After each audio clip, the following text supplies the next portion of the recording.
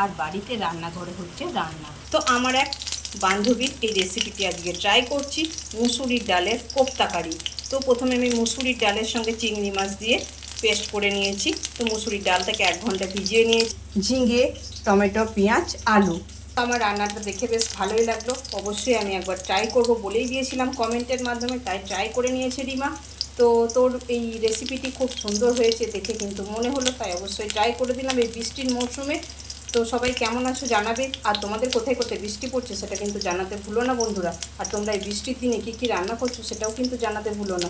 তো আমি এই দেখো বড়াগুলো তোমাদের সঙ্গে গল্প করতে করতে এপিট ওপিট পুরো লাল লাল করে ভেজে নিয়েছি। একটু জাস্ট ধিমে আঁচে ভাজতে হবে, কারণ বেশি আঁচ দিলে কিন্তু বড়াগুলো পুরো একদম কালো হয়ে ছাড়খাড় হয়ে যাবে, তোমার খাটালিটাই কিন্তু বেকার হয়ে যাবে বন্ধুরা। তো দেখো এক পিঠ আমার হয়ে গেছে, যে পিঠটা হয়ে গেছে সেই পিঠটা একটু উল্টে দিচ্ছি, উল্টে পাল্টে বাস একটু খড়খড়ে হয়ে গেলে বড়াগুলো তোমরা গরম ভাতে শুধুও খেতে পারো। আবার এই তরকারির মধ্যে দিলে তো চিংড়ি মাছ যে কোনো একটা এমন একটা জিনিস যে কোনো জায়গায় দিলে কিন্তু তার টেস্ট দ্বিগুণ হয়ে যায়। কি ঠিক বললাম তো বন্ধুরা? তো দেখো সমস্ত বড়াগুলো আমি ভেজে নিচ্ছি। দেখো ফুলেও গেছে বড়াগুলো, একদম ডুম ডুম করে একদম আলুর চপের মতন ফুলে উঠেছে। তো এক এক করে সমস্ত বড়াগুলো আমি ভেজে নেবো। কিছুটা বড়া আমি শুকনোও রেখে দেবো, শুকনো ভাতে বা গরম ভাতের সঙ্গে কিন্তু জমে ক্ষীর হয়ে যাবে। তো বন্ধুরা তোমরা কি কি রান্না করছো বৃষ্টির দিনে? খিচুড়ি ডিম ভাজা কিন্তু দারুণ জমে যাবে। বাট যখন আমি রান্না চাপিয়েছিলাম তখন কিন্তু বৃষ্টি পড়েনি, তাই আমি আজকে রান্না করছি ভাত।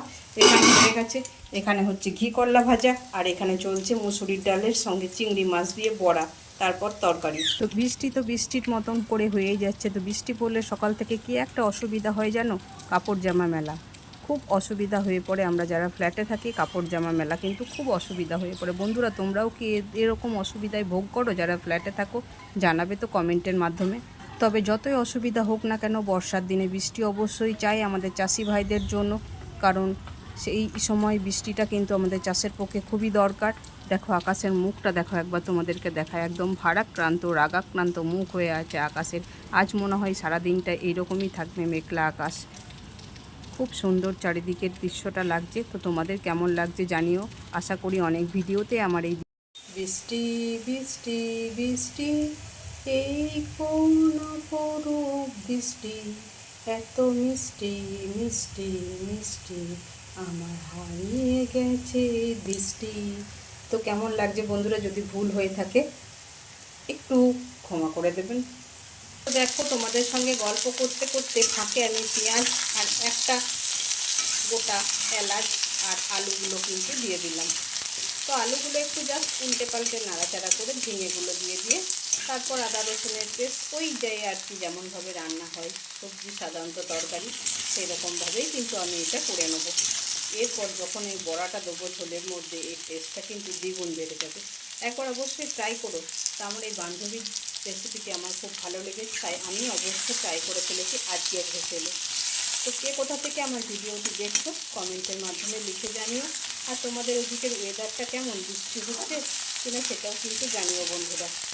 তো সমস্তটাই একবারে দিয়ে দিলাম। আমার সকালবেলা রান্না তো বন্ধুরা একটু তাড়াতাড়ি করতে হয়, তাই একটু তাড়াতাড়ির মধ্যে আমি রান্নাটা করছি। তো দেখো সমস্তটাই একদম দিয়ে দিলাম, আমি একটু শর্টে করার জাস্ট চেষ্টা করি। তারপর আমি আদা রসুনের পেস্ট দিয়ে দিলাম প্রয়োজন অনুপাতে, সেটাও দিয়ে দিলাম। বেশি দিয়ে নিয়ে অল্প আদা রসুন দিয়েছি। এটাকে ভালোভাবে নাড়াচাড়া করে জিরে ধনে কাশ্মীরি লঙ্কা সমস্তটা ভেজে একদম করে ওপর থেকে তেল ছেড়ে এলে এরপর জল দিয়ে ঢাকা দিয়ে দেবো, নুন দিয়ে অবশ্যই। সমস্ত মশলা দেখো আমি ভেজে করে দিয়েছি। এরপর করে আর একটু নাড়াচাড়া করে নিয়ে জল দিয়ে এটাকে কষিয়ে নেবো। ওপর থেকে তেল ছেড়ে এলে তারপর নুন দিয়ে ঢাকা দিয়ে দেবো, সেদ্ধ হয়ে আবার ফিরে আসছি তোমাদের মাঝে। তো দেখো আমার ঝোলটা প্রায় হয়ে গেছে এবং আলুগুলোও সেদ্ধ হয়ে গেছে। দেখাই তোমাদেরকে যে দেখো আলুগুলো সেদ্ধ হয়ে গেছে। এরপর আমি বড়াগুলো কিছুটা দেবো, কিছুটা আমি ভাজা রেখে দেবো।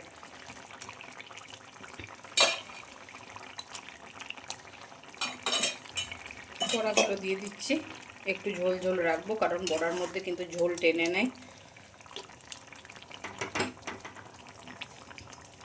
এরপর আমি ছাই গরম মশলা দিয়ে ওপর থেকে গরম গরম পরিবেশন করব গরম ভাতের সঙ্গে। জাস্ট ওয়াও, একবার অবশ্যই ট্রাই করে দেখো বন্ধুরা।